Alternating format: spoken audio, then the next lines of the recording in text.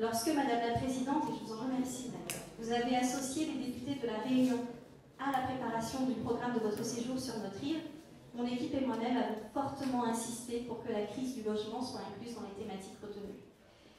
Vraiment, merci de m'avoir entendu. Car tout comme la vie chère, la problématique de l'accès au logement est structurelle sur le territoire réunionnais. Oui, parce qu'il faut sortir des dossiers en fait. Les dossiers c'est bien, c'est important, mais il faut entendre les témoignages des gens, entendre ce qu'ils traversent, ce qu'ils vivent, pour se rendre compte vraiment de la situation. C'est un peu facile de se cacher derrière les chiffres et de se dire il y a tant de familles qui sont en difficulté.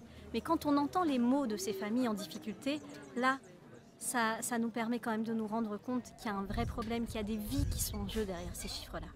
C'était une dame qui vivait donc dans son logement, qui avait une seule chambre et elle avait 2 enfants, donc une fille de 10 ans et un enfant de 3 ans. Et son enfant de 3 ans avait été asthmatique parce que le logement était indigne, il y avait de la moisissure. Elle avait demandé depuis longtemps à changer, elle n'avait pas de réponse du bailleur. Et des demandes comme ça, mais il y en a des centaines, il y en a même des milliers. Il y a 40 000 demandes de logement qui sont non satisfaites à La Réunion. Oui, on donne à elle tout un dossier qui contient des demandes, des mails, des demandes de gens, puisque même si les députés n'ont pas vocation à trouver un logement ou un travail à la population, c'est les 2 affaires Benahï demandent à nous. Un case et un travail.